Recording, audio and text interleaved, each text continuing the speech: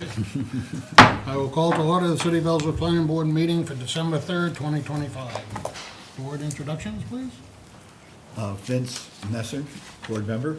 John DeLeo, Chair. Rick Lyles, Vice Chair. Mike Hangy, board member. Mark Bain, alternate. And you'll be voting tonight, Mark. Staff introductions. Danielle Gift, Director of Planning and Community Development. Brittany Merrill, City Planner. Robert Grant, Code Enforcement Officer. Thomas Gannon, Fire Inspector. Okay, before we get to item 2, I'm gonna stick in there, I'll ask the board, make a motion to insert acceptance of the planning board meeting minutes for November 5th, 2025. I wanna add that to the agenda. I'll make that motion that we add that to the agenda. Second. All in favor of adding that to the agenda? And October's meeting. We don't have it. No, those were approved last month. I were. just forgot to give you one copy this Okay. time. Yeah. All right. No, it's just the November. Okay. Just the November 5th. Any additions, deletions? I don't believe so. I didn't see one. In that case, is there a motion to accept the minutes from the November 5th? Make a motion to accept the minutes from the Wednesday, November 5th meeting of the planning board. And I second that. All in favor? They're accepted.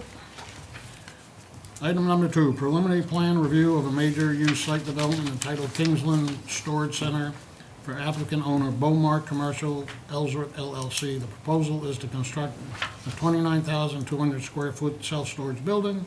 The subject property is approximately 1.9 acre lot located at Kingsland Crossing, tax map 16, lot 8 in the commercial zoning district.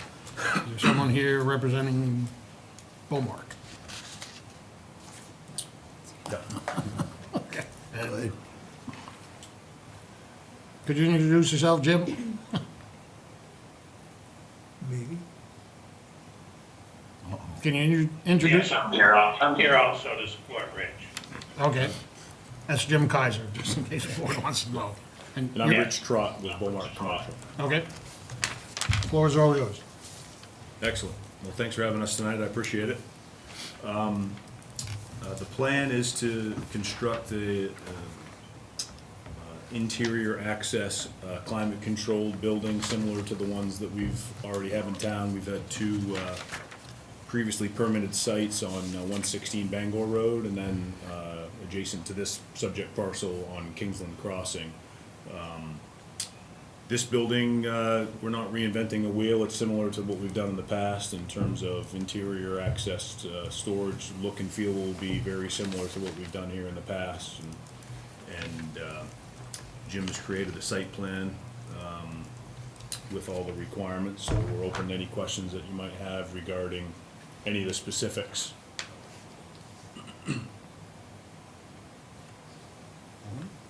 Questions?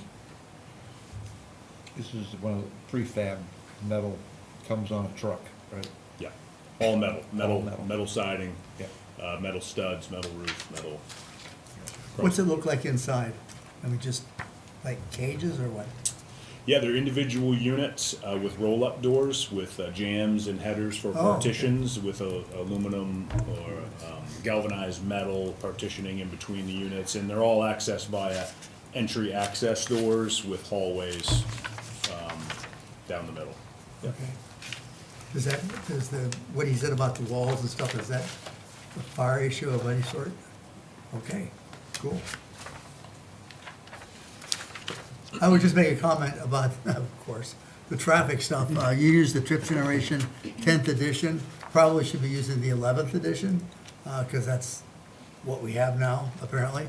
At the same time, I have no problem with what's going on here, because the traffic generation is so small that it's not a big deal at all.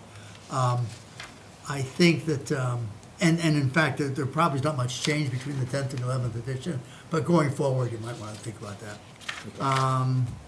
Note to the city, you may want to someday invest in the 11th edition, because we can no longer check to see whether or not they're doing stuff right and whether the models are being used appropriately and blah, blah, blah. I think for this particular land use, there's probably 0 change, or if there's different than 0, it just doesn't matter, right? You do mention the idea of doing counts as opposed to using the trip generation software. I think that's a good idea whenever you can, because it's presumably more reliable. And at the same time, when you say, make a statement like higher than the rates typically occurring in this region of Maine, probably true, okay, but you might really want to have some sort of documentation that says, gee, we did a count over here someplace, and, you know, indeed, it was different than the ITE trip generation stuff. But that's just kind of note to the future, right? If you should ever build another one here. But, you know, basically, I have no problem. Yeah, I don't, so, I'm good. How many units is it gonna be? We haven't completely firmed up the interior layout. I have a rough version of what that will look like, but we want to make sure that we're crossing all the Ts and dotting all the Is on the life safety aspects as well. So we have an approximate total, and I can share with you the rough sketch of the interior, but that's, like I said, we're working hand in hand with, to making sure we're compliant with all of the life safety stuff, which might change things slightly. The egress points won't change.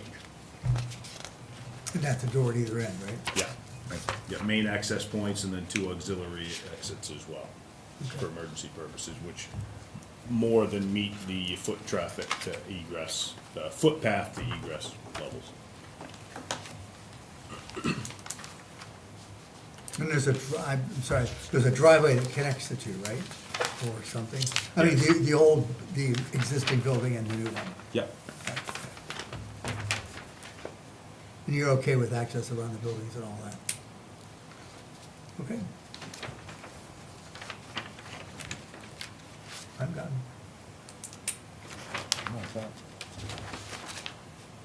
Other? Mark? You're good? Vince? Just a couple of questions. It looked on the drawings that the driveway going into this is gonna be pretty much right across the road from the driveway going into Jackson Lab, is that correct? I believe so, It didn't really show, but it Yeah. looked like it was I gonna. think it depicts the current entrance on the other side of the road, which does mirror it. Okay. A minor issue, on the application, on page 2, under the proposed impervious surface area, it specifies 53,535 square feet. But in the stormwater management write-up, it specifies 54,220 square feet of impervious area.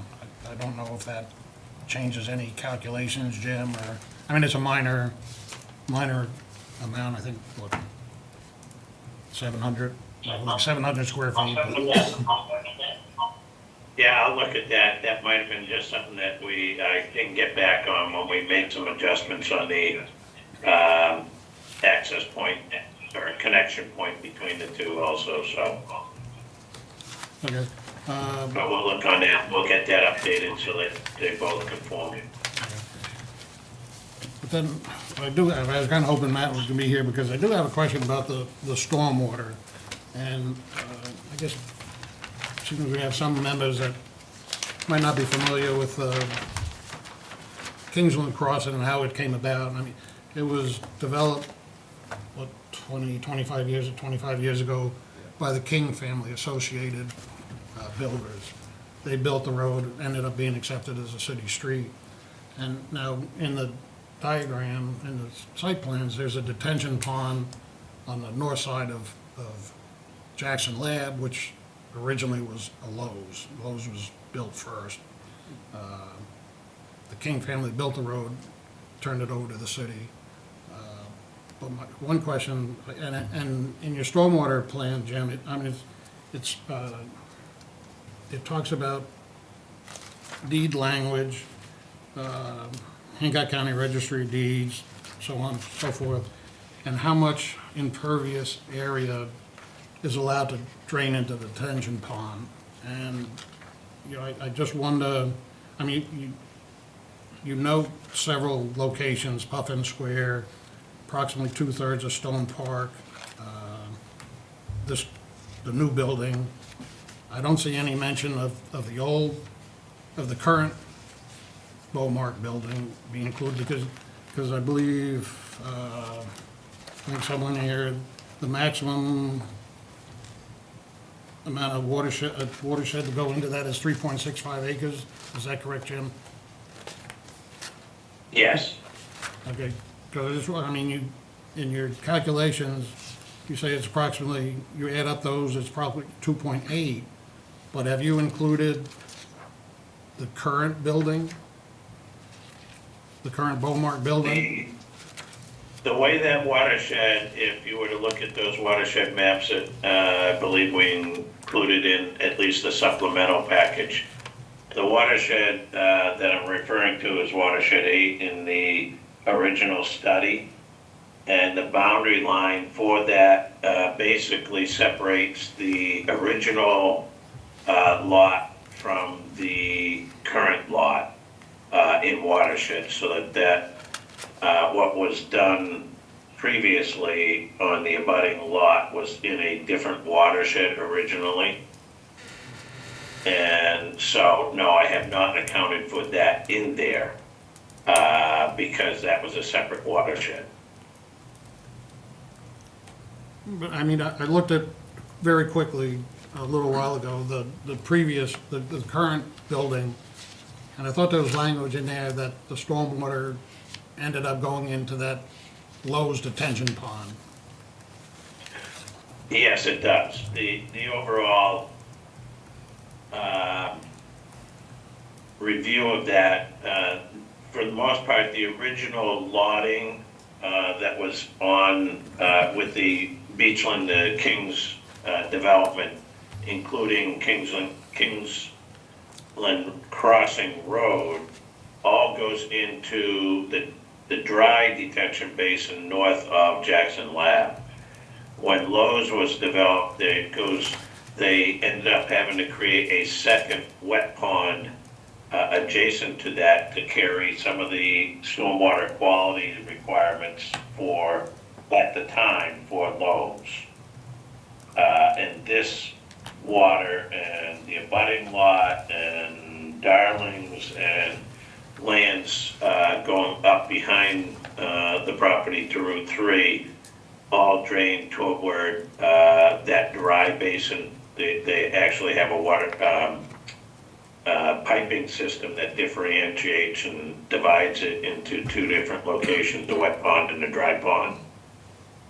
So that Lowe's was treated one way, and then the rest of the lots were treated as the original subdivision was approved by DEP. So what we're looking at is a differential on that stormwater, or the impervious area that was in the original watershed 8 on the plans portion of the Beachland Crossing or Beachland subdivision. There was multiple names, so I apologize if we kind of get it crossed up here, but that watershed 8 encompasses this lot only as far as the subdivision was concerned, and then portions of the Puffin lot on Route 3 and the hotel lot directly behind us on Route 3. And on the total of that for allocation for this project was that total water or total impervious area. So it comes down that in a supplemental material I gave to Brittany was showed that we were allocated 1.2 acres of impervious area for this lot, and we're only incorporating 1.1 acres of impervious area. So that, therefore, the stormwater detention portion of the ordinance was met by the original subdivision. So we wouldn't have to do any other detention on site to accommodate stormwater runoff rates. We have incorporated treatment on it to provide for the stormwater quality within the ordinance that you have. I mean, the lot before us, I mean, you mentioned impervious be 1.1 if I understand you correct, but in your second paragraph, if you go by the 54,220 square feet, I mean, that comes out to 1.24 acres. So I'm not understanding your math. Because we've kind of gone back and forth, I'm probably gonna have to confirm those numbers, but I believe in the supplemental material, on the final submission that information I gave Brittany, we had an explanation of it, and it was, bear with me a second here where I'll look it up.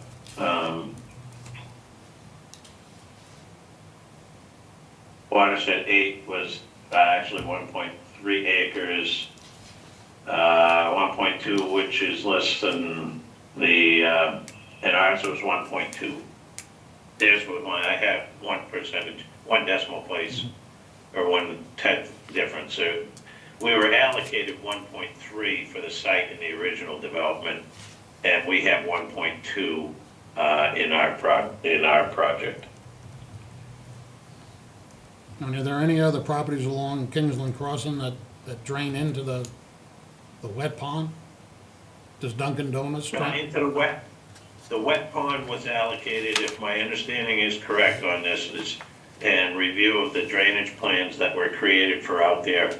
The wet pond was created for Lowe's, which is now Jackson Labs. The original development done in 2006, if I remember correctly.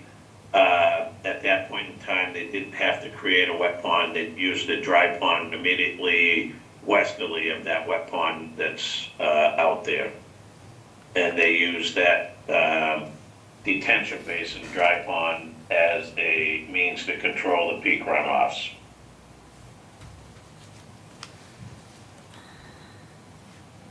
I hope that makes sense. It's very, very convoluted because of the activity that has gone on and the addition of Lowe's at the time, and creating a second detention pond to accommodate things rather than just one detention pond. To tell you the truth, I'm going to throw out a topic for discussion or request. I was kind of hoping Matt'd be here because he's kind of knows stormwater, but I mean, I think it's a good idea from the city's point of view to have a peer review of this. I mean, this is complicated. I'm glad you're trying to explain it, Jim, but some of this is beyond my understanding, and I don't know if any of this stormwater that goes into this dry pond, wet pond, I mean, it drains into Whitaker Brook, and I know fairly recently there was problems with Whitaker Brook. Now, I don't know if that was just a culvert failure down on Bayside, or if there's too much water going into Whitaker Brook, but to tell you the truth, I just think it's in the city's best interest to have somebody take a look at these wet pond, dry pond, you know, what was approved back when Lowe's came in, and get a better understanding of just exactly what's draining into these wet ponds and dry ponds, to make sure we're not exceeding what DEP has said you're allowed to put in there.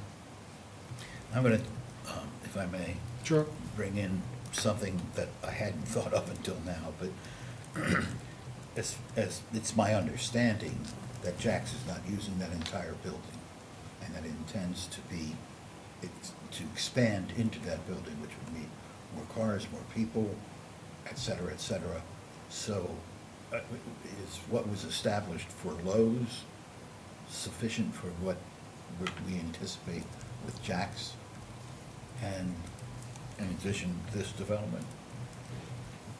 That I don't. I think when Jackson Lab or Lowe's has its own individual site location permit with DEP. So when they did a ownership transfer of that, they would have had to know any improvements, and if there are improvements with their engineers, and I assume they came to the board, I don't know that 100%, but assume if they made any changes to the site, they came to the board and justified that they were not making enough impacts that would create any kind of changes to that wet pond that they were draining to. But they have an independent site location permit associated with that lot, the Lowe's/Jackson Labs property. The rest of it being the abutting lot here, owned by Beaumark, this lot owned by Beaumark, Darlings, Dunkin' Donuts, and I think maybe the accounting office across the street. Those all go to that dry pond that I've been referring to, just below the wet pond. So it's kind of almost two separate systems, but again, Jackson Labs, if they make any changes to their site, would have to make all remedial changes associated with their requirements of that detention basin / wet pond to accommodate that. It wouldn't impact what we're doing. We simply just complied with what was allocated to this property through the DEP permitting and city permitting back in 2006, so that the watershed and water runoff going to that dry basin was still within the tolerance of, or the allocation for what was allotted to this property. Well, I can say that I know that the footprint of the building and the footprint of the parking lot did not change. correct. Everything is still the same. And I don't believe there would have been any change to whatever was required for either or, because it's the same amount of parking spaces Okay, and things of that nature, so. so I guess I'm concerned about water flow and so on from Jack's if it gets bigger, or are the ponds that we're talking about sufficient to handle a larger load? Maybe that's just Jack's problem, Yeah. but it seems to me that we ought to consider that. Well, When they built the project, each of those lots, like Jim's referring to, had a certain allocation for the stormwater. Meaning Lowe's had a certain allocation, this subject lot had an allocation, Darlings, the Dunkin', the lot behind Dunkin's, all had a max volume that was available to be put into that wet pond. We're not exceeding that level that was originally allocated. It's 1.3 and we're coming in at 1.2. So our allocation for our subject lot, I think the other lot, the existing buildings that were built 2 or 3 years ago, is a totally different, because Kingsland was done in different phases. And that the allocation for the wet pond accompanying Lowe's/Jackson Lab was just for those lots in question, i.e. this lot, this subject lot, is segregated from the existing storage building that we do have. That was a different one that Jim mentioned is running off into the dry one that we made an accommodation for, get the DEP approvals for, et cetera. So they're two separate, as my understanding. So if we had Beaumark plus any potential expansion of Jackson Lab, whatever, there should be sufficient. Well, any coverage. expansion by Jackson would then need a further accommodation of their volume going into that pond. They can't take away other people's other lots. I understand. Volume. I guess what I'm talking about is not expansion in the sense of new buildings, more people, because they're not occupying that entire space right now. well, Yeah, right now, the if I employees can want, interject on that, right now, the people are not the overriding factor. It's how many parking spaces, how much pavement, how much building they have on it. So if they wanted to increase employment or lease out a part of that to some other entity, as long as they're not creating more parking areas, loading zones, or building square footage, then they wouldn't have any impact to that stormwater criteria. Okay, If they go in and change that so that they are adding more impervious area or adding more to the building, then they would be responsible then for addressing those conditions as far as impacts to that detention basin and what the runoff criteria would be. So as long as they stay within their guidelines, like we're staying within our guidelines, then there wouldn't be any impacts to those ponds. thank you. Maybe just briefly, Jim, on that page 2, it says the 1.2, the additional 1.2 would bring it up to 2.8.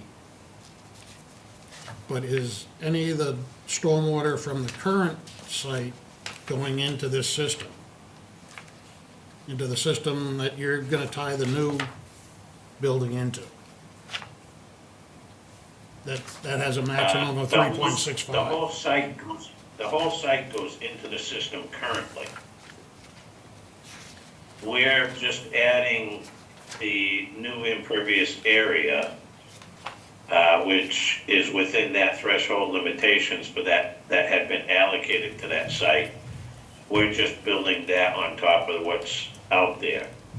But that whole lot currently flows to the detention basin. It actually flows down the road ditch, crosses in a culvert into some of the subsurface drainage, and then goes down and outlets through, I believe, like a fire access road or a detention pond access road around the side of the retaining wall at Jackson Labs, and then is outletted into the dry basin down in that location.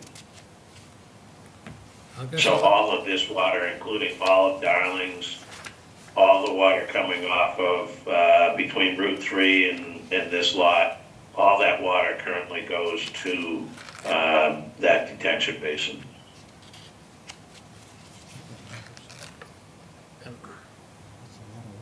It just seems to me that that's going over the 3.65 acres.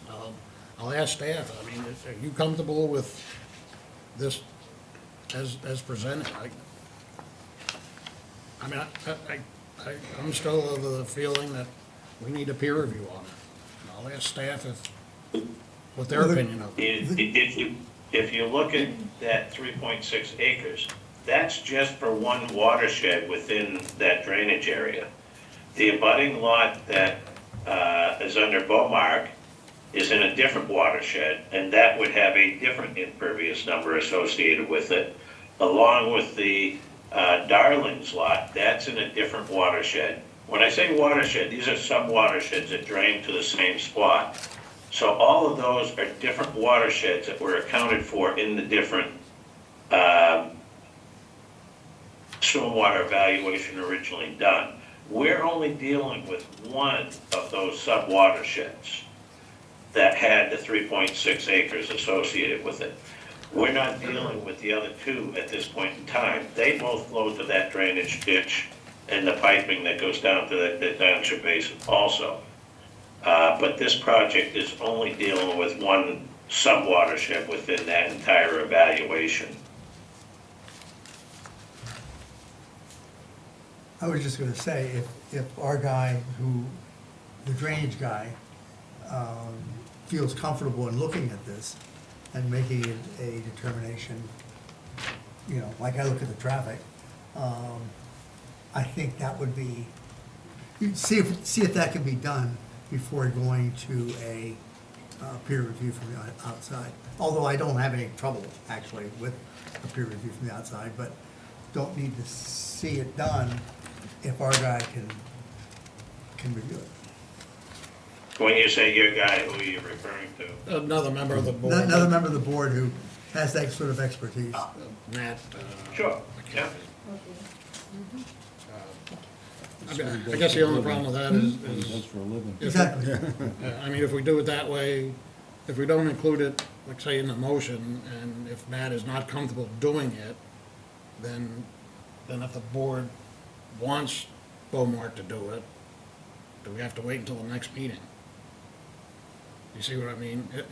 If, depending on the wishes of the board, I mean, if Matt can do it and he's comfortable doing it, fine, but if he says, no, I don't wanna do it, then if the board does want the peer review done, we've missed the opportunity, I think, to ask for it tonight, and would have to wait until the final to ask for it, which is gonna push your final back another month.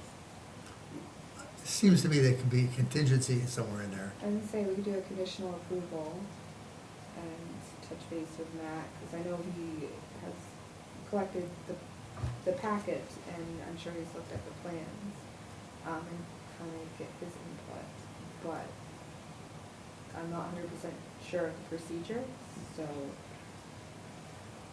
I would suggest maybe a conditional approval. Yeah, I don't see why we couldn't have a contingent plan to, And we you know, might have Matt look say- at it, see if I'm okay or not okay with doing that look. And, you know, that takes a day or two.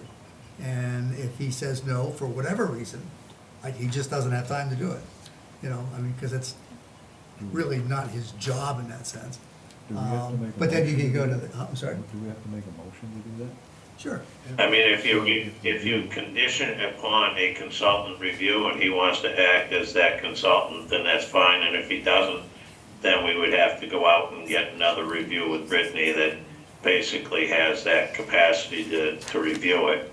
And I think if Rich is all right, that condition in that manner, that we have to kind of have that outside look at it, and maybe that's what we refer to it as outside look at it, then I'm fine with that. I don't have a problem in working with Matt or with a consultant outside from that standpoint.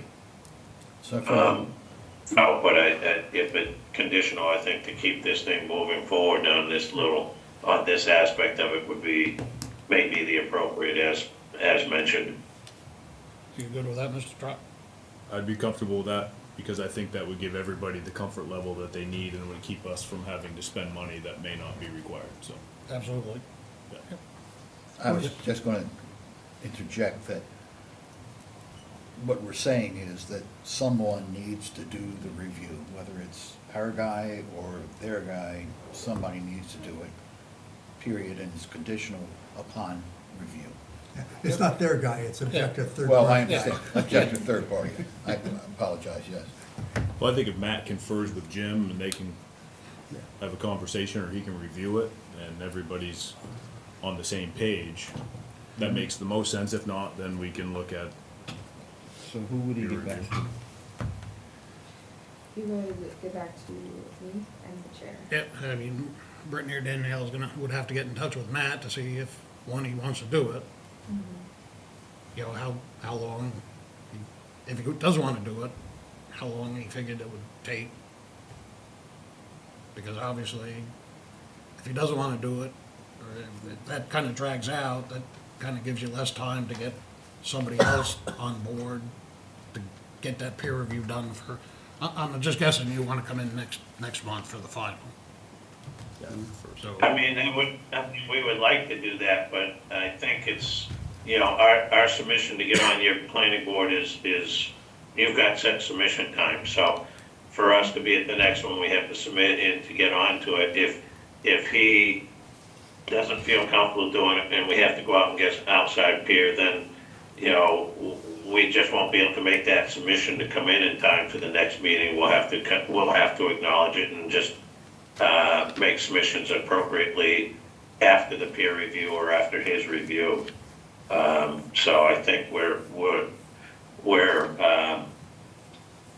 kind of subject to just availability from that standpoint, either from his review or outside review, to be able to make that submission in for the next board meeting. And I do want to flag that we've got holidays between now and that board meeting, so throwing it out there that availability might be really limited. But we'll do our best to find someone. okay. Any other questions from the board? I do just have one quick question going back. You know, there's this line of boulders, cleverly enough. Rick? Yeah, I'm not allowed to talk about boulders. No No, my thing is that there are a line of boulders on both sides of the building, okay? And they're about, they make it basically, if you pull your fire truck or whatever up in the roadway, you're 30 feet from the building because of the boulders. Is that okay with you? We won't I be- would assume it is, but I just want to make Yeah, sure. we won't be 30 feet. Those areas also where the detention Right. areas are as well. Yeah, being a single story, building's gonna be sprinkled with a fire alarm system in it. We've Okay, got- so being that far back, it has no serious impact, okay. I thought not, but, you know, want to give you a chance to do something. I'm good with that. Any other questions from the board? I'll open a public hearing. Anybody here? Any questions? I'll close the public hearing. How do we want to do? Oh, did you have? If you have a question, come up. I'll open the public hearing again. Come up to. That was quick. Yeah. Well, yes, please state your name and Great. ask your question. Okay, great. I'm Joanna Nadeau. I live on Granby Road. And I just wanted to share, and I think there might be a question in here, but hopefully you can figure out what it is. The stormwater standards that the state is updating, which are including climate change, changes for precipitation increasing in the future. That might be something that would be included in peer reviews for kind of calculations for stormwater. It's, at this point, obviously, nothing has changed yet. This is a draft that I know the state is working on, but I wanted to bring that up in case that's relevant for looking at these kinds of, calculations that were done before we got some more information and have that coming out. So, would that be something the board would want to consider in a peer review or? No, I mean, we'd have to consider what the current law is, not what may come about in 6 months or a year Sure. or next week. Yeah, sounds good. So we would have, yes, good question, but no, we'd have to go on what's in the law books today. Okay, thanks. Okay. I'll close the public hearing again. So do we want to do this, how do you want to handle the motion? It's a great question. So basically, I'm assuming approve. I'll make, how Conditional about if we do approval. two motions, one to do a peer review, involve Matt. Shouldn't it be all in one as a conditional approval? On the condition that it is reviewed by, a peer and found sufficient, Okay, let's try this. something like that. I'll make a motion to approve the preliminary plan review of a major use site development entitled Kingsland Storage Center for applicant owner Beaumark Commercial Ellsworth LLC. Proposal is to construct a 29,200 square foot self-storage building. The subject property is approximately 1.9 acre lot located at Kingsland Crossing, tax map 16, lot 8, with the condition that Matt Oathier. Hmm. Oathier, if you're looking for his last name. Yeah. Consult with Jim Kaiser on the stormwater, on the Beaumark's stormwater plan. With the caveat, if Matt is not comfortable doing that, then the city would go to a peer review. Does that sound good, Jim? Rick? Pretty close. Yeah, yes, it does. Okay. Second? All in favor? All in favor? Thank you. Thank you.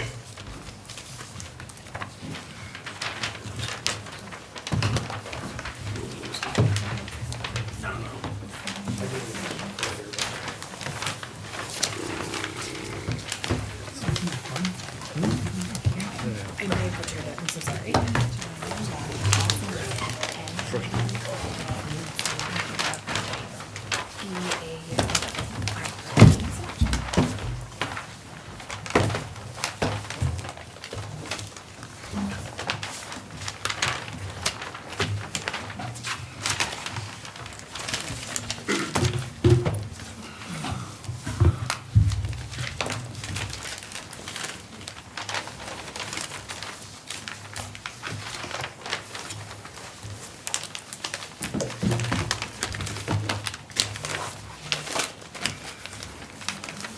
paper shuffle, don't we? Jeez. Just a little. More than what we should, probably.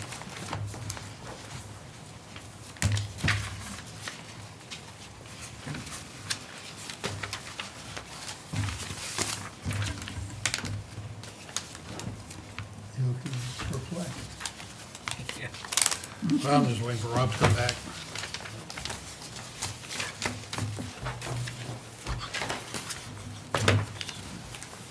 Do we know if are all the state people on Zoom? I think I just see Adam.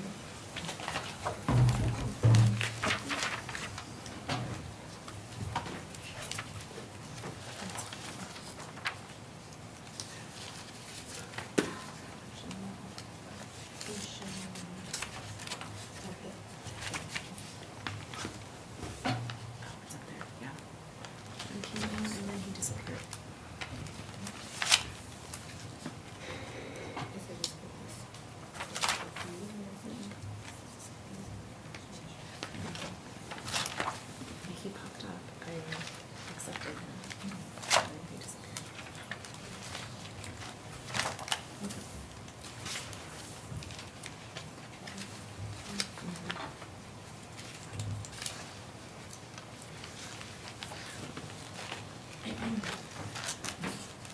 Okay, item number 3, final plan review of a major use site development entitled Hancock Judicial Center for applicant State of Maine Judicial Branch and owner State of Maine.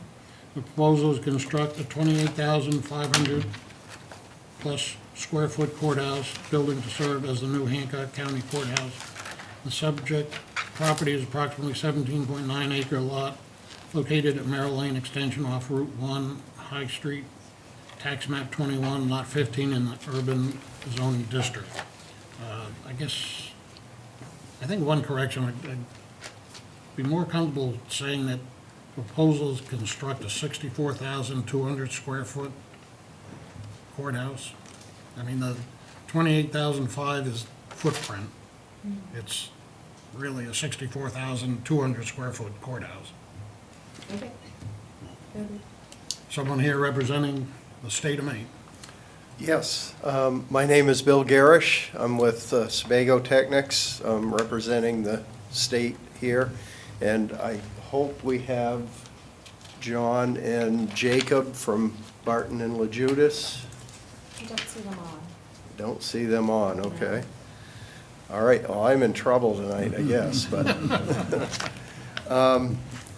Thank you for having us back. I guess I will I think you know the project. I'll be very brief with an overview and a little summary of where we are since the last meeting, if that works. And then hopefully we can get the rest of the, I'm sure you'll have some questions on the traffic impact study that was done, and hopefully I can get the rest of our team on for that. So yeah, just as Mr. Chairman pointed out, it is a 28,000 square foot footprint for the proposed courthouse. There is a ground level back in here, which is the employee and the judge's entrances and so forth. There's a parking lot back here with 30 spaces.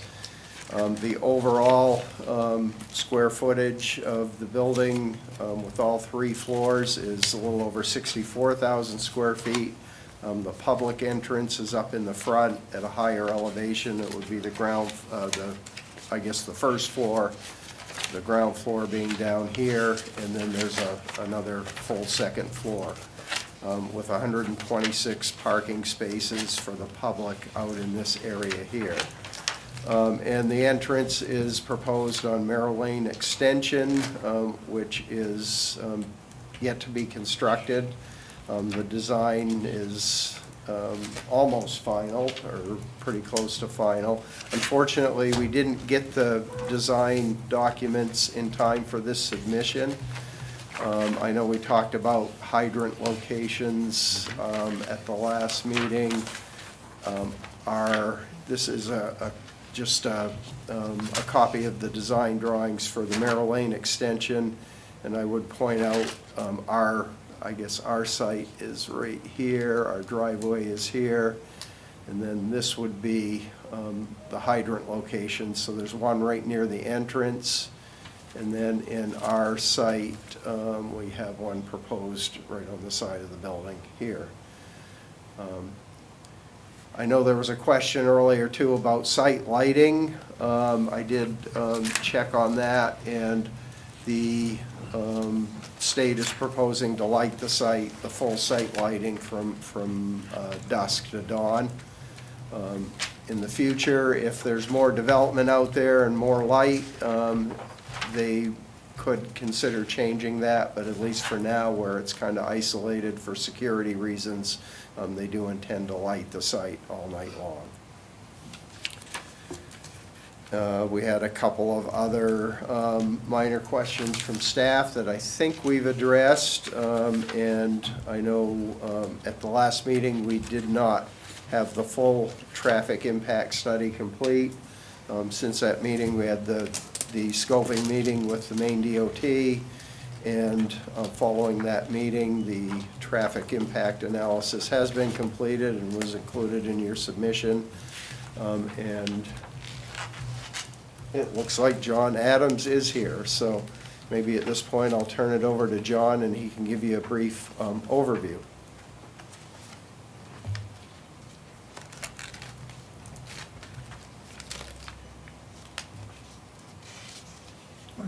And we can't hear you, John. First of all, I want to say sorry. I was having some technical difficulties with my laptop, which I normally would log in on, and I'm still having those problems. But so I've logged in on my iPhone. So anyways, yes, I can give a brief overview and then open it up to some questions if there's questions.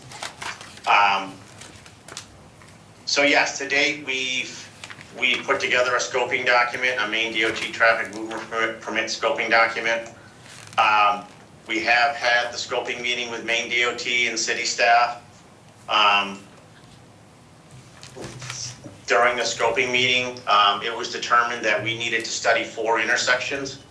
The 4 intersections included the proposed site entrance on Merrill Lane for the new courthouse, the intersection of Merrill Lane at High Street, which is our main intersection and main access point to and from the court. And then to the north, we were asked to study High Street at Main Street, and then one intersection to the south, which was the Walgreens signalized intersection at High Street. In addition to that, we were asked to study those intersections from a traffic capacity and delay and level of service standpoint. We were also asked to look at a few other things. And I have, once I can get my computer going again, I could probably show you some of these things, but I'll just go over them at this point. So the first item was we were asked to look at the intersection of Merrill Lane and High Street and propose or develop a plan which would improve pedestrian infrastructure and pedestrian elements at the intersection, which are lacking today. Maine DOT has tasked us with developing these improvements and putting a cost estimate to those improvements, and then the applicant will give that money to Maine DOT, which is in the middle of doing a major traffic signal and intersections improvement project, which runs down this section of High Street in Ellsworth. And so we have developed that concept plan. We've developed a cost estimate that goes with it. The other thing that was brought up at the scoping meeting, and it was also brought up at the last planning board meeting, was to take a look at how Merrill Lane, as it intersects High Street, also how that interacts and intersects with the 2 adjacent sites on either side of it, the Key Bank site and the furniture store site.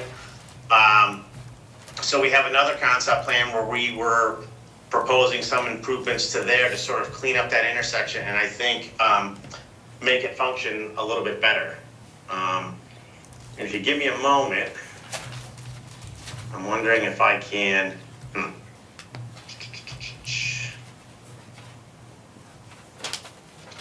gonna see if I can if I can log back in on my computer, I can share the plans, or Bill, sorry to throw this at you, or I don't know if you can bring up those plans that were in the,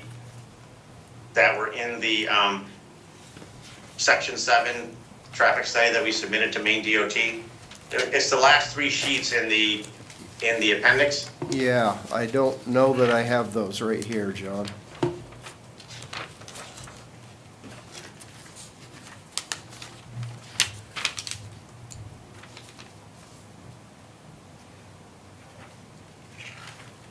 And they are in the Okay. application. I wonder if they are in the planning board's package where they can look at them. Yes. There's the last 3 sheets in the appendix.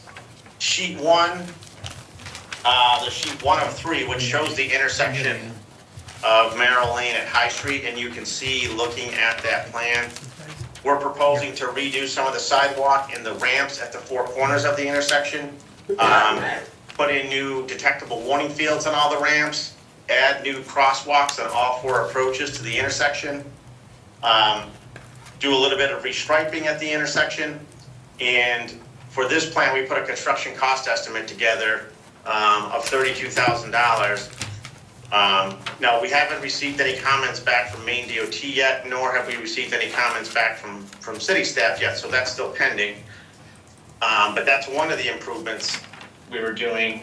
If you go to sheet 2, and I know this was a concern of the planning board at the last meeting, we're proposing to make some changes to the accesses for Key Bank and for the furniture store. So as far as the Key Bank goes, their entrance closest to High Street, we're gonna turn that into an out-only entrance. And then vehicles entering the site will enter further up Merrill Lane away from the intersection of High Street. And then on the furniture store side, vehicles will be able to enter only that entrance closest to High Street. However, they will not be allowed out there. They'll have to travel along the side of the furniture store building, and they will exit further away from High Street, away from the congestion and the queues, where it will be more safe. On top of that, we've shown some potential to revise the entranceway over to the LL Bean store and plaza on this plan. Now, this is a concept plan, and it's not a final plan yet, but we were asked by Maine DOT to put together a plan, and that's what we've done here. And then the third item is sheet 3 of 3, and based on some safety concerns up at the intersection of Main Street and High Street, and the long left turn lane that's on High Street today as you approach Main Street as you're traveling northbound on High Street. Today, as you know, you have a long left turn lane, dedicated left turn lane on High Street northbound, and then you have a shared through and right lane. So the plan on sheet 3 shows in a couple places, we're gonna put some advanced lane use sign way in advance of the intersection, approximately 550 feet and 750 feet away from the intersection, so that we're giving people a chance to get in the right lane as they're approaching the intersection from several hundred feet away, as opposed to, moving up close to the intersection and then at the last minute trying to jockey to either get in that left turn lane or stay in the through right turn lane. The other thing we're proposing for some changes is, based on our traffic analysis, we basically kept all of the existing signal programming at the intersections that we analyzed as part of the traffic movement permit. And again, we analyzed High Street at Main Street, which has a signal at it, Merrill Lane at High Street that has a signal, and the Walgreens signal on High Street. And all of those intersections still function satisfactory from an overall standpoint, which means they all have a level of service of D or better. Some of them are even better than that. However, in the post-development condition, High Street at Main Street is the one intersection, I believe that's functioning at level of service D. And we want to look at that intersection and the signal programming and potentially make some improvements to the programming to optimize traffic flow. However, we do want to work with the city. The city has an on-call traffic consultant that manages their traffic signals. So rather than us just trying to make some changes, we felt it would be best to work with the city's consultant. And if we do make some minor changes to the signal program, we want to work it out with the city's traffic engineer, as they know, how they're trying to move traffic up and down High Street. So that's just a quick snapshot of, what we've done today. Again, we had the scoping meeting, we submitted the Section 7 study, and we're waiting to hear back from both the state and also get city staff comments. That was really brief, but I would open it up to some questions or however direction you'd like to go. Well, John, let me just ask you a quick question. You're talking about on these maps, on these diagrams, sheet 2 or 3, you talked about in and out at the furniture store. Is the plan that if they want to exit Merrill's, that they would have to take a right at the end of the Merrill property and go up around the island? Yes, if you see those arrows Yes. that are going up along the short side of the building, Okay. anybody exiting, we want them to go up there, and then at the end of that median, take a left and come down Merrill Lane to then exit via the signal. But we are gonna allow them to come in right near the intersection, because generally that's just a right in, so you can make that move generally pretty smoothly. As opposed to, say, the Key Bank, where we don't want folks going in there, and especially left turns. We don't want a left turner stopping there and waiting potentially to go left into that existing entrance and then block access to Merrill Lane. What are they allowed to do now there? They can go right in this way. And back out? I think they both go, Yeah. they're both full access, or, today they're both full access, and it's kind of a, it's probably not so bad today because the traffic volumes are lower, but although these uses here cause enough traffic themselves. But I think with the courthouse project coming in and higher volumes now gonna be in Merrill Lane, we wanna clean this up, if you will.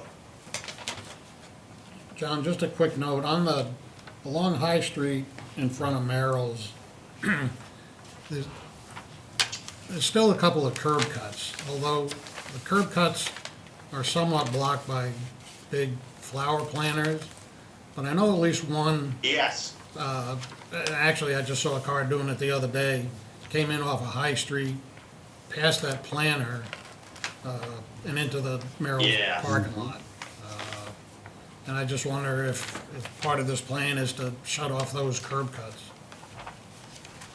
I certainly think it could be in terms of us, the property owners being approached about doing it, whether or not we could, I don't think we're in a position in town they have to do it, but we certainly would welcome the opportunity to talk to them, perhaps with city staff, and talk to them about the benefits and the safety benefits to their own site. I think some of those curb cuts today are somewhat blocked, although I think one of them, as you said, you can still get in and out of it. Yeah.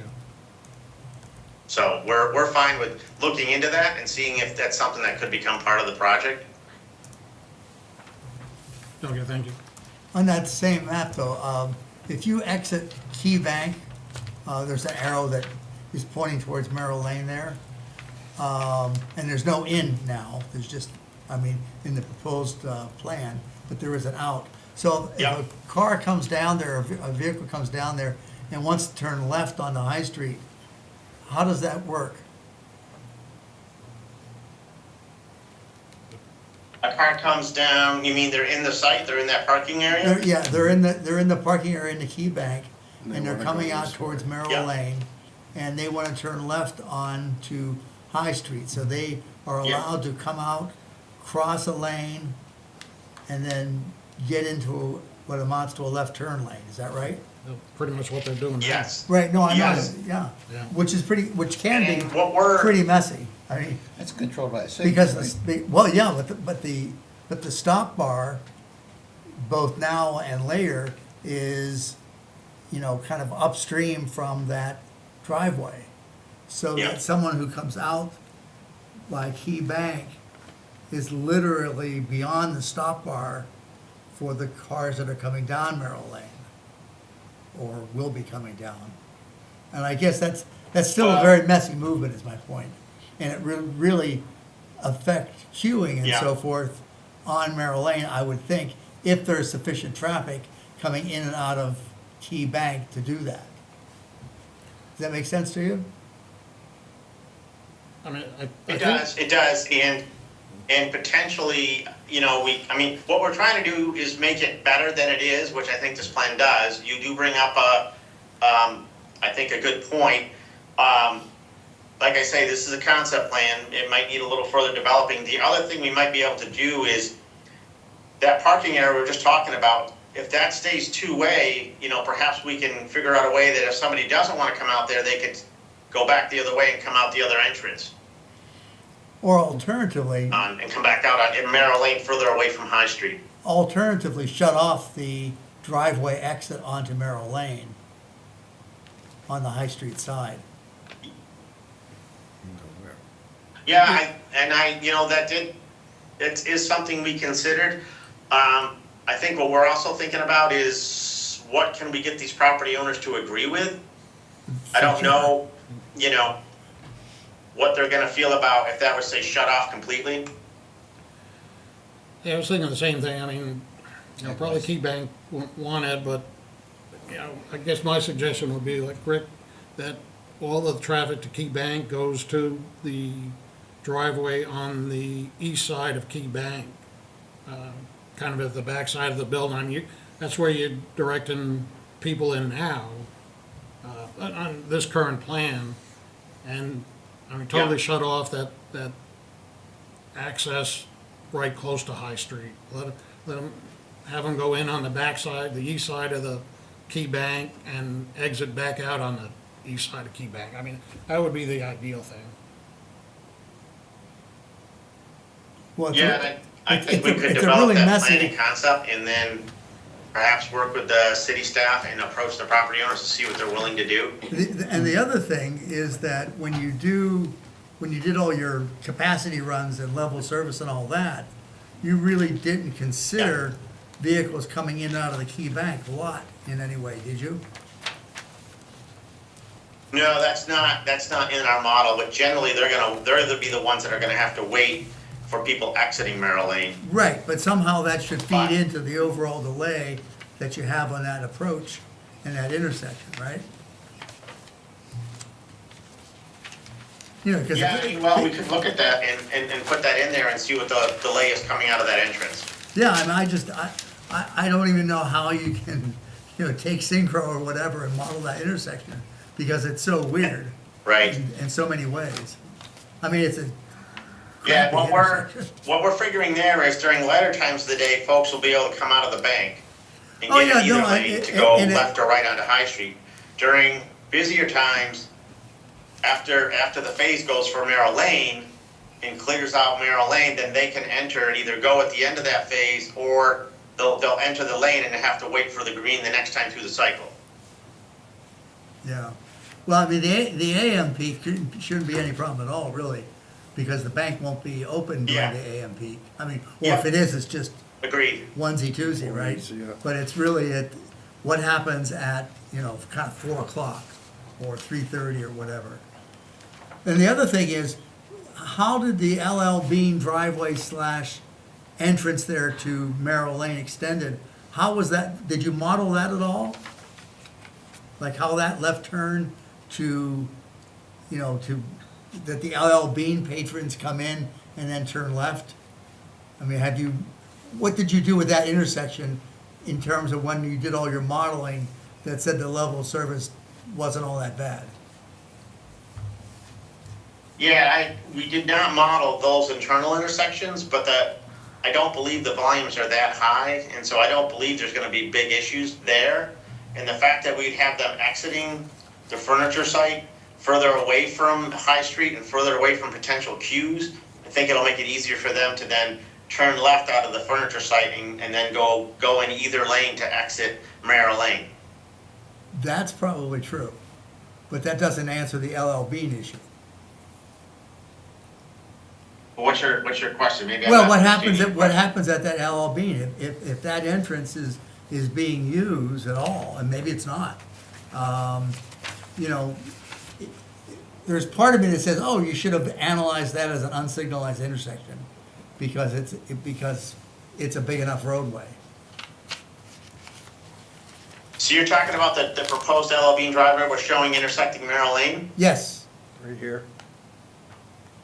I mean, Yeah, that, honestly, based on the volumes that would likely be in that intersection, did you do a count I there? don't believe there'd be, I can No, we understand didn't do a count, but why you say that, but did you do a count or anything there? no, we counted the intersection of High Street at Merrill, but I'm just looking at the uses that are there and things I've seen when I've been out there. Now, obviously, I haven't been out there like you've been out there for sure. You're out there every day. Actually, I'm not, but that's all right. Well, what I mean is you live up there, I don't. Yeah, oh, right, got you there. Anyway, But we you know, don't you kinda anticipate had there this. being issues. I'm sorry? We wouldn't anticipate there being issues with the LL Bean driveway because we're pushing it further away from High Street and further away from any of the potential congestion that might be there as folks are waiting on the red light at Merrill to enter High Street. Well, you know, I think you should have some numbers to back up your intuition. You know, I mean, I don't necessarily disagree with you in terms of, you know, you don't see a whole hell of a lot of cars using that, even though there's a big LL Bean sign out there that says, use Yeah. this entrance, and I don't know that Yeah, they do that, well- right? But that. The other thing is that, you know, coming out of the furniture store to go up along that island and in essence make a U-turn, and with opposing traffic in the middle of the U-turn, you know, if there's any kind of traffic at all out there, and there may not be much interaction, but it's a terrible turn. Yeah, and this, you know, the Well, I mean, plan it's a we terrible- copy there, it's a I'm not terrible saying it's situation, I the, feel for it's the you. perfect plan, but we're trying to improve on what's there. Right. And the other thing with I think you were asking me before, if somebody was taking a left turn from Merrill Lane into this LL Bean driveway that we're showing, Yeah, there's not gonna be that much traffic opposing them coming down Merrill Lane. So they're, generally speaking, you're not gonna be sitting there very long to go left into the LL Bean. that's probably true, but again, having counts that actually support that, I mean, if you really wanted to do the analysis, should be there. Now, whether or not you're gonna have to do them or not is beyond my pay grade, but, Yeah. We also I- talked about further I development. understand where you're down coming there. from. I don't believe that's necessary to show that would work satisfactory based on the volumes that we know are gonna be coming down from the courthouse project. and the other thing It's is. just very low compared to like colleague- the other intersections. My colleague here just brought up the idea that, you know, the idea of having the courthouse out there in the weeds is going to engender all kinds of development and so forth. And what that suggests is there's a whole bunch of cars that are gonna be coming down Merrill Lane from other uses in the future, and, And we you can't know, really, I mean, I understand that point. Yeah, that's a Well, future what- I got it condition. too, but what else do planners do other than look ahead and try to Sure. plan? Sure. A discussion Right, for right. another time and place. Yes. What's that? A discussion for another time and place. Okay. Come visit. Come visit, right? The other thing I have a question about the, as you go in on Merrill Lane now to the feed store, you come in and you go up a relatively abrupt, grade. And I think it's something like 11%, is that about right? Up existing? Is that gonna, what happens to that grade there? Is there a sight distance problem coming in and up and down that, over that grade to the LL Bean driveway / intersection? That grade does get softened in the new design. Okay, yeah, I just couldn't find a Yeah. percentage. Yeah, I think that's something that just has to be looked at as this new road is completed, and then we figure out exactly what we're gonna do here at these two site accesses. So you can just push that vertical curve down. Yeah, the profile does go, there are some cuts and fills to reduce Yeah. the grade. Yeah. Yep. So but that's on your agenda, is to make that site distance okay and everything. Actually, yeah, I mean, it's, working with the city's engineer on the road design, yep. Yeah, it's sometimes hard to Exactly. tell who's responsible for what here. Yeah, So just as a point of interest, this, going back to the idea, I understand the idea of potential use from other development going on up there. This was a point that was brought up in October, it's right in the minutes. We discussed that, I brought that point up. In fact, specifically, what potential future development would happen on the site beyond the courthouse, because this could impact future traffic. That was right in the minutes and was discussed in October. So it is a point that needs to be, for a later date, I understand, but it needs to be in the record that we have discussed it or put it out there as a concern, It's in the minutes okay? It's also being discussed. right now, Yeah, I agree. right? And But the fact that the record shows that we've talked about it or mentioned it twice is something that we need to make sure. Yep, absolutely in the record. Is there for the development, which is on the table and I can actually talk to about, apparently. My question is wayfinding signs? I mean, if I'm coming down High Street, are there signs that say courthouse over here or anything like that? There And- may be, that's should not there be? part of, is it part of the project and is it conditional on your approval of the final? Do you see what I'm getting at? Yeah. Like, do you need that to Well, I think it's the planning board's responsibility to look at a development and say, is this gonna operate okay? And if you don't do that, then, you may have something over here that's like, maybe so, and then the next maybe so, and the next Are maybe you so. suggesting that be part of our ordinance? Part of the ordinance. Right. Well, any development we look at, there's a sign ordinance, and part of the planning board process is what they're planning for a sign. The tractor place showed us what they're gonna have. Yeah, for just signs. a wayfinding to jump in, sign the, count? Yeah. I imagine my conversations with the It's a courthouse, question. they'd like a sign that would say the court will be this year, wherever they'd be at. And to that point, when we get to that level, we'll bring that sign presentation in and make sure it conforms with the ordinance, absolutely. Just about the sign ordinance, and like DOT wayfinding signs are exempt from the sign ordinance, so we have no say over that. So. Did we not have that, Robert? Is there nothing about like traffic signs, that's all in kind of the state standards? Yeah, it's all on state, yeah, it's all state purview. Well, we could still probably let the planning board know, I guess, but that'll probably be up to the state and then main DOT on if they're okay with the sign that location. Yes.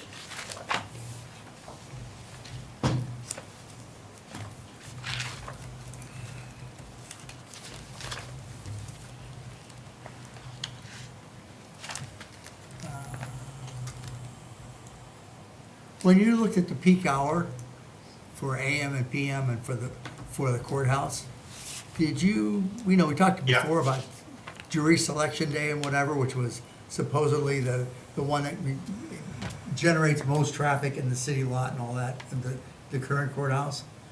How was that kind of unique peak hour traffic considered when you did the peak hour analysis? I'm just, So what, yeah. I mean, So I- what we did is we tried to be, Say again? I'm sorry, you were kind of cutting out there. But what I was gonna say is, what we did is we took a very conservative approach. We did look at some real counts from other facilities that were Okay. during their busiest times when there was jury selection going on, that kind of stuff. We also looked at what the Institute of Transportation Engineers trip generation manual suggests for trip rates for these types of uses. And what we ended up doing was going with the higher rates, which was the rates from the ITE trip generation manual. So then what we did is we took the peak rates that the manual was telling us, and then we overlaid them over the highest times, the peak hours on the roadway, approximately 7:30 to 8:30 in the morning, and then in the evening at 4:30 to 5:30, something like that. So we were taking the worst case scenarios with this analysis. So you sort of took the peak hour of the generator and the peak hour of the roadway, and even though those might not have coincided in time, you pretended that they did for worst case scenarios? Yeah, basically, because we take, Okay. so the ITE trip generation manual gives us trip rates for that use during, say, the commuter time of the street. Right. Both in the AM and the PM peak hours. And so we took those, and ran with those with the background volumes on the road during the AM and PM commuter times, so evaluate a worst case scenario. So what did your count, when you looked at counts elsewhere, what did how did the jury selection days, if that's a real thing, how did they line up with what might be kind of standard peak hours for a government building? Well, what we received, and I think, Bill, maybe I don't know if you have them, I don't have them at my fingertips, so we had looked at them during the process, and they were just lower. They were lower than what we were predicting, so after that, we really didn't look at them. If some of those peak times are actually spilling into the non-peak times of the roadway, we weren't as concerned with that, because we were looking at trying to line up the worst case scenario. Okay, The numbers would have, I think, suggested something less than 200. And I think the numbers are. Yes, You used exactly. over 200, so. okay.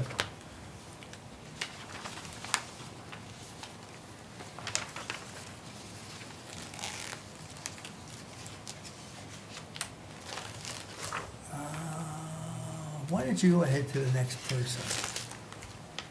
If there is a next person.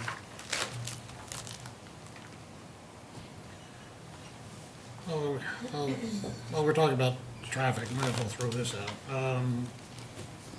In the 907.1.k level of service, well, it's in our manual. Oh, that's our thing. But it references your tables for level of service on page 21, your section 7, page 21, actually 20 and 21.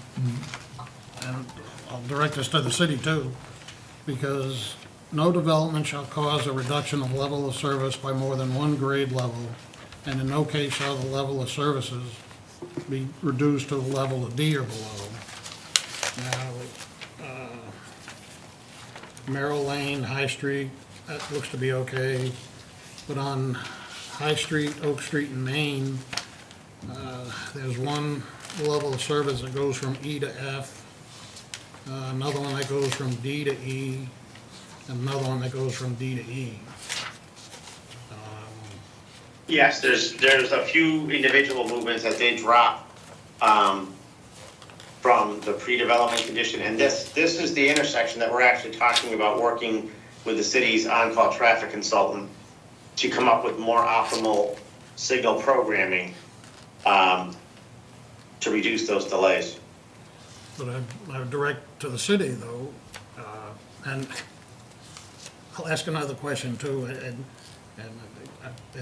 I don't mean to sound this negative, but I mean, and I'll direct this one to the state, does the state actually need planning board approval for their project? Which I've led to believe is no. Am I understanding that correct? That is my understanding. That the state does not really technically need planning board approval for your courthouse, for the courthouse to be built. Am I understanding that correct? I believe so. I'm not 100% I believe that's the sure. case, but I know they always try to work with the municipality. And absolutely, I'm Yep. glad you're here, fleshing this all out, but I just want to make sure I get that through my head, because I guess I would ask the city, how do you propose taking care of that 907-1-K, that if the level of service is being reduced too low, that no development shall cause that reduction? I think they have a plan in place to correct those things. Plus with the Thriving Communities Partnership analysis, there are, in the upgrade of the traffic lights, there are things going in place that will potentially But, make that not an issue. yes, but now you're getting into an area too, and I totally understand that. Yeah, it's And unique, it'll but- probably be better, but just like there's a potential for development on the backside of this property that, is really not to be discussed. But, we're dealing with what's before us today. Correct. Yes. Correct. And It's not so- that we don't want to discuss it, it's that for the purposes Yeah. of this. And so, to get by that, what do you want to do? As Brittany said, there are projects that are currently happening that are looking at these things. And so within our power, we're making sure that this, that we are within, yeah. But Go I ahead. understand Not to jump in that. here, but, Go ahead.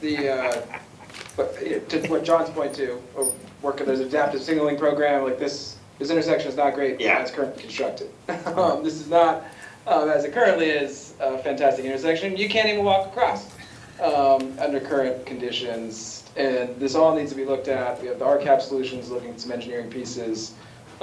This is already a lot better, John. I think continuing to work with our traffic engineers, the adaptive signaling program, there's a lot of pieces here. There's a whole, possible tens of millions of dollars over the next 5 to 10 years for the thriving communities. That could be a pretty massive transformation of this whole area, not just this one intersection.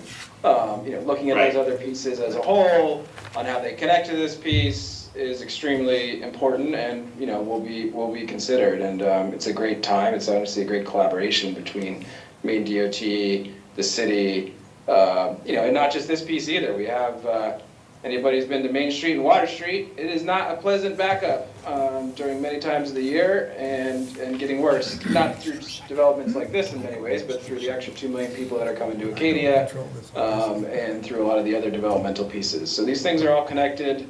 We have a Village Partnership Initiative. I think that's an almost $30 million initiative that's going to potentially transform a lot of the intersections and throughways in the Main Street, kind of Water Street corridor area. The Thriving Communities Initiative will have a lot of, and currently under engineering and look into, it's kind of the perfect time actually to blend together these state, federal, city initiatives to not just look at this one intersection, but how they all connect to each other. So really excited about it, and we'll keep bringing these to planning board for input and guidance, and that's kind of where we're at. I think, however, that it might not be too difficult to anticipate what would be happening with future development in the properties beyond the courthouse.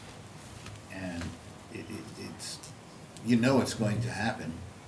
You might not know the volume, they might not put a huge box store in there or something like that, but why not try to anticipate in our planning what it's going to look like if with increased traffic in that area?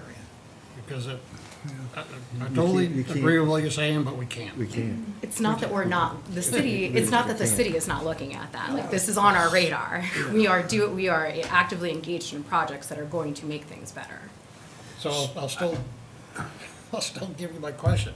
Do we offer a waiver for these, or just totally ignore it because it doesn't matter? If you look at 901C, state-owned roads are exempt from this article. 901 what? But Merrill Lane is a city road, Correct. so, it's kind of half and half, right? So But it's Well, made city roads are MDOT also signals, although we control the signals, right? I believe the city road is exempt and is really up to council, but kind of similar to the state judiciary. We want to follow the chapter 56 our city road standards as much as possible, and we want to get a ton of planning board input and guidance on those pieces. But I believe both are, there's an exemption in the ordinance as well here for the city. What was the section number? It's 901.2C, page 2. Somebody else can ask a question, go ahead. Going back to the idea that this is these intersections are all good because none of them are D. You know, really, some approaches are just absolutely terrible, as you know, if you've ever driven up High Street. So they're operating at F or whatever's below F. The other thing is that even with the Merrill Lane analysis on page 20, which is table B1, you note that the post-development AM peak hour is 34.7 on average. Well, the cut is for level of service D is 35 seconds. And what we're saying is, because it's 34.7 seconds, you know, we don't have to worry about that being a declining level of service. Whereas if it were, the average was 0.3 seconds more, it would be bad. Okay? And I'm sitting here to tell you that 34.7 is not as accurate. That number is really not as accurate as it's made out to be. And they never are. Okay? So, you know, the idea that we don't have to worry about it because it hasn't dropped from C to D, you know, do you really want to, base your life on the fact that the average really is 0.3 seconds below? I mean, come on. Anyway, my point is that these intersections are really not working all that well, and they're only going to get worse. You know, whether it's safety or whether it's delay or whether it's queuing, it's going to get worse with or without this development. Well, not with or without this development. Without the development, it wouldn't, I guess. But you know, I think it's a serious concern, and I think it's fair game, independent of what may be legal or not legal or whatever within our jurisdiction sometimes. That's it. Oh, the same argument applies to several other intersections as well.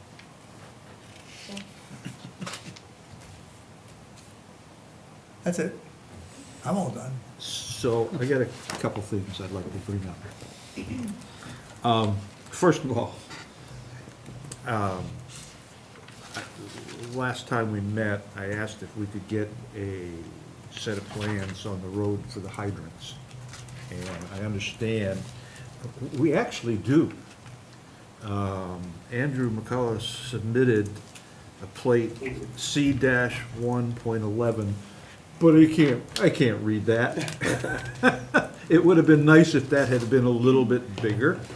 I struggled, I even had my magnifying glass out trying to figure out what was going on. I know, I can zoom way in Yeah, on you this can thing, zoom in. so it makes it easier, but, What's that? You have a digital link to the file that you can do the same thing. Yeah, well, yeah. yeah. So anyway,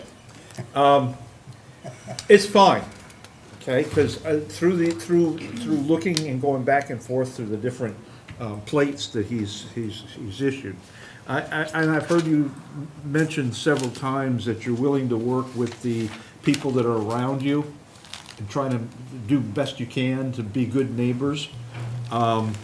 And Tom, you can chime in here for just a second.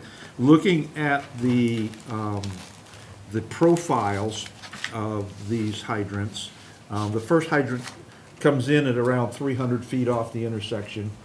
The second one comes in at about 650 feet, 640 feet. Yep, And the third one comes in at 1,050. yep. So working backwards from the 1,050 to the 650 is about 400 feet, which is fine, and I'm sure you're okay with that. One of the things that I'm looking at is you're moving the LL Bean entrance to accommodate LL Bean and traffic, et cetera, et cetera. Wouldn't it be, and it would be appropriate for them, as well as Ellsworth Feed and Seed, if the hydrant, the first hydrant located at 300 was moved back to about 250, it would accommodate and protect your LL Bean store as well as the Ellsworth Feed and Seed store.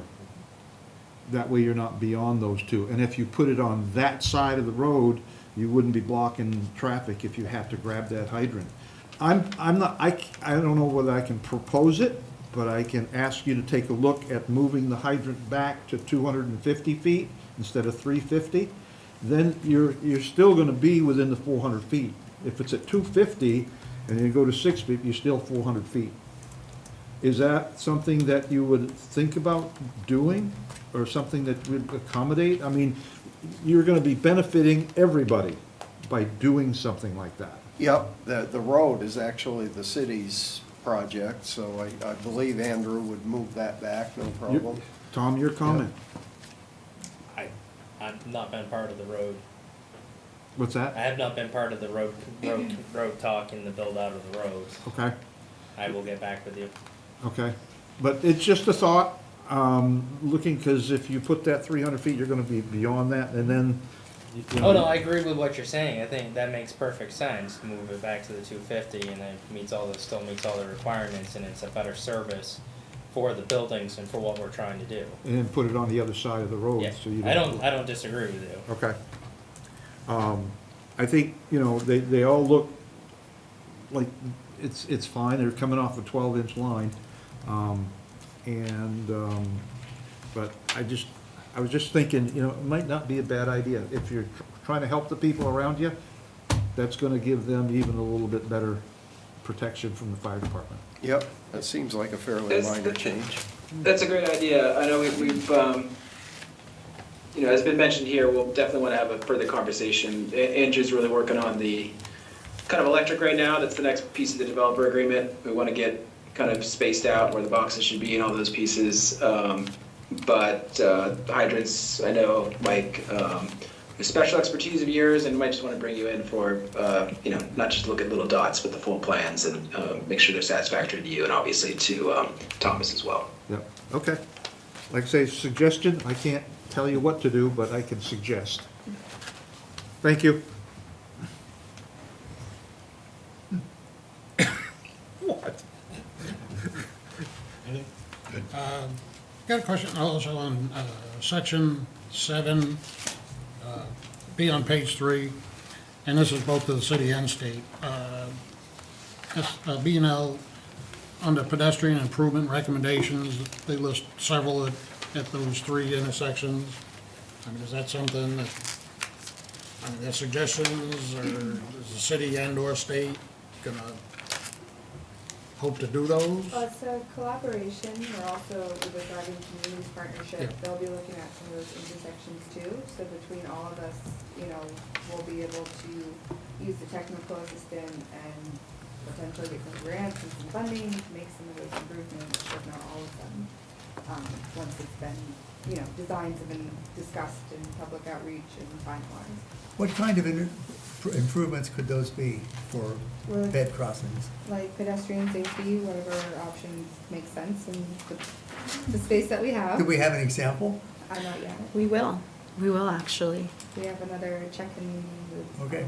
developer coming up next week. Well, that reminds me, so in the redesign of the Merrill Lane High Street intersection with the striping that the state's planning on doing, putting in crosswalks and stuff, is it anticipated that the pedestrian crossing movements would be made on a dedicated red?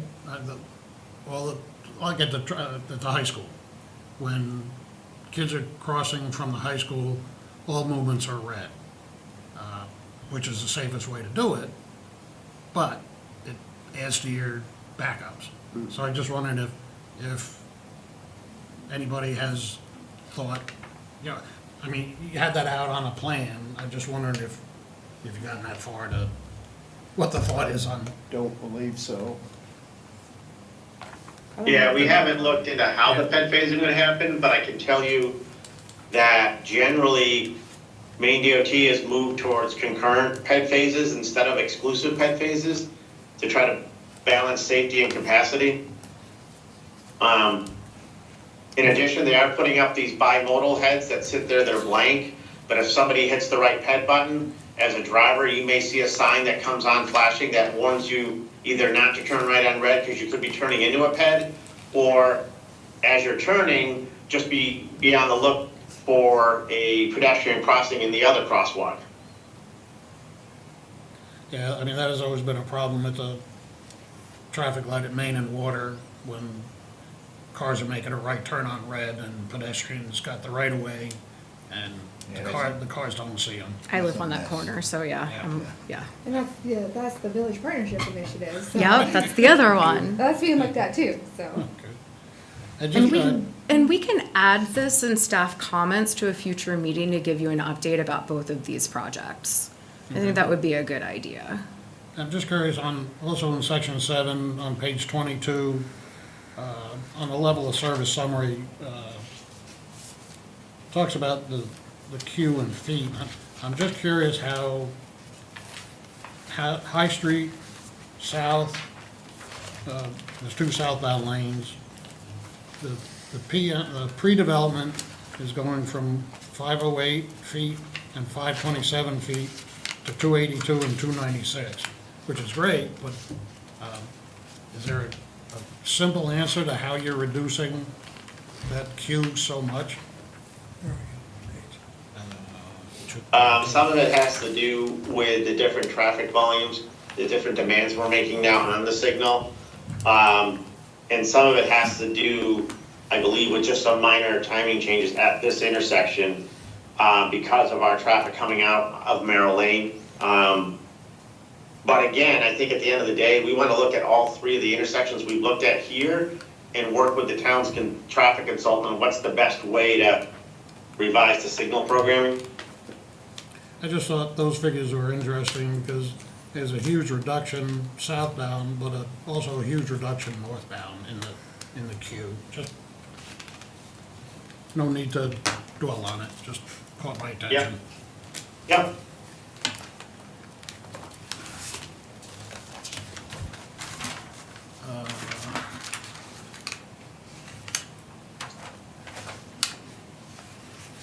One question, I guess, for the stormwater lines that are going to be installed, do they empty into the stormwater lines on High Street? In the road construction to the courthouse? Does anybody know? I believe that some of them do, but then some of them end up, coming down into the, to this wetland and eventually to Card Brook. But I do believe some back in this part of the road do come back into High Street.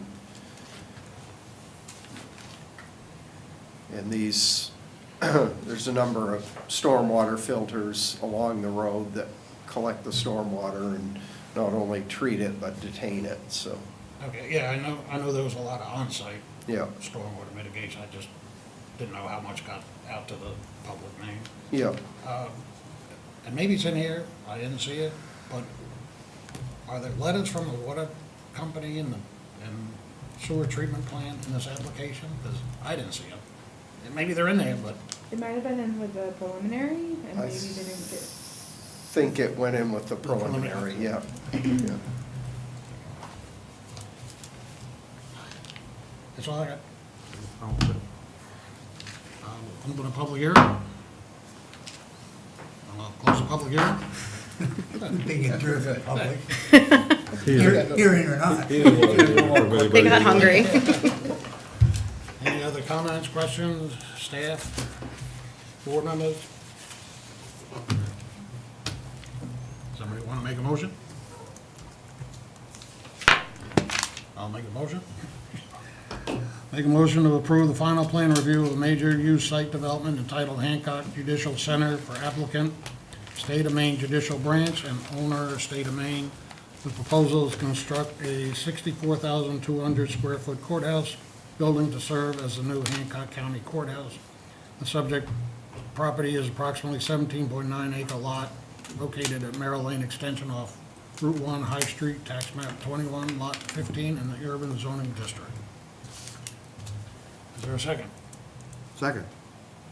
All in favor? Thank you very much. Okay. Thank you. Thank you. Thank you, John.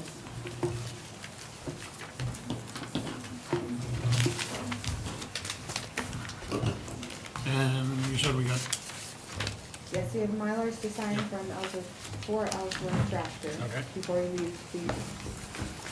This is actually the first anniversary of the comprehensive plan being accepted. Stop, really? Yeah, really. That's awesome. So I was wondering.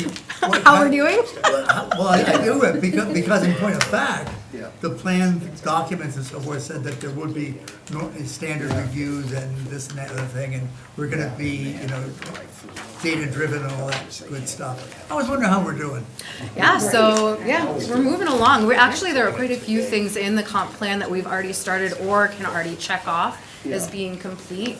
And for the ones that we're currently working on and about to, Is there and- gonna be a report to the council, for example? yeah, that is the plan. First of all, because there are new council people, right? Yes, exactly.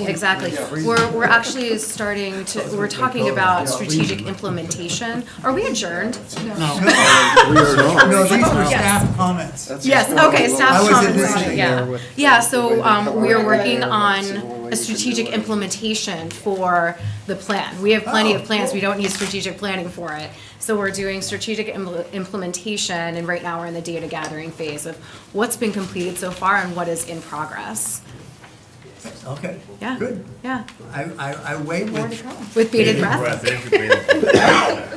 Whatever that And means. Rick, if you'd ever like to join us for one of our project management team meetings, we did print out the comp plan, the business attraction plan, the housing needs assessment for the city councilors in a big new briefing binder. I think as Robert Grant, our code officer, kind of calls that our kind of, our constitution that we need to live by, Robert, and, all the teams are aligning each project, the priority, tier 1, tier 2, tier 3, I think so. to comp plan. It looks like kind of a giant math equation with how many of these we have labeled on each project. And love to have you a little more briefing on there. And I would say about 75 to 80% of the priority action items that are in each individual section are covered by those projects. And with the next 3 years, and we'll probably get pretty close to 100% by year 7 to 10 here. And really appreciated that work. It was great to have. So we might need a new comp plan in like 5 years. What's that? We No, might need a new comp plan in 5 years. no, this is supposed to take us to Comprehensive 2035. plans are living documents. They can are. be revised at any time. That is true, yeah. I picked that up in planning school. Thank you.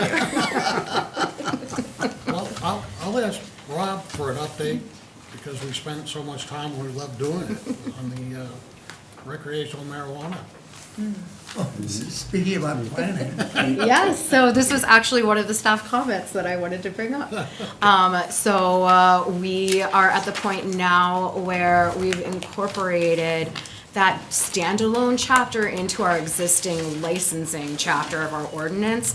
A lot of the feedback from the board was procedural things about how this license is going to be issued and all of that kind of thing. And so we want to align it with our existing licensing policies and procedures. So that is what we're doing, incorporating the design standards, the operating standards, et cetera. So Robert and I are actually meeting tomorrow to go through it and make sure I didn't miss anything. And the plan is for this to be included in the January council agenda for adoption. The zoning overlay, we need to talk a little bit more about how that process is going to work, because that does require. because that's the city- really ours. I mean, that's where we yes. would have the input. Yeah, exactly. And it also requires a citywide mailer, which we have to do as part of the comprehensive ordinance rewrite, because there are some zoning changes there as well. So we're just trying to figure out the best way that we can be efficient with that citywide mailer. So that's more to come.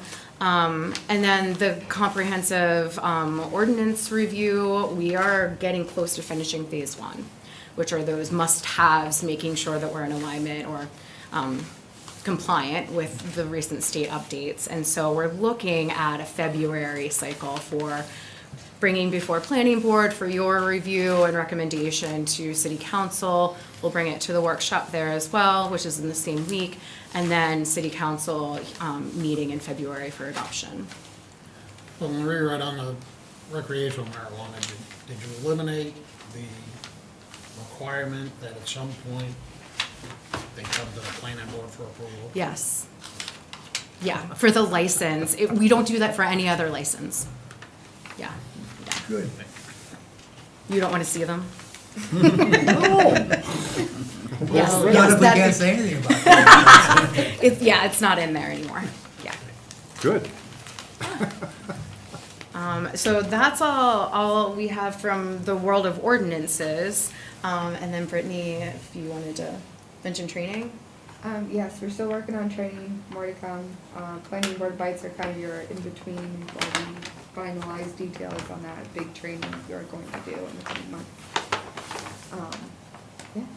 You'll be giving us a few weeks at least notice Oh, on yeah. what you yeah, settle yeah. on. We'll give you enough notice, especially, and I'll probably have a snow date as well, so, at least one. And speaking of snow, this weekend, Saturday is the Christmas parade and tree lighting. So if you're in I saw there town, was gonna be a bonfire. Where is that there are going to gonna be 2 bonfire pits and 2 s'more pits out in the parking lot. There'll be porta potties. There'll also be be? some. Will the fun- fire engines be there too? I just, Well, They're pretty close enough, but. So they'll be managed and staffed by our lovely newly trained volunteers. Thank you to Thomas for the training. Yeah, so it should be a Okay. good time. Which day is it? Friday? It's Saturday. Saturday. Parade starts at 4. I think the lighting is going to be at 5:30. And there'll be some vendor or participants setting up at 3. So if you want some hot chocolate and cookies and arts and crafts stuff, they will be in the parking lot. Will there be Cool. oatmeal raisin cookies? We'll see. We'll Put see. your order in now. Get there early. Now? If I have enough time to bake them between, I will. Anything else? motion to adjourn. That's all we That's got. all I got. That's I'll my second life. it. All in favor of the motion to adjourn? Okay. Oh, we have something to sign, right? Yeah. Yeah, yeah.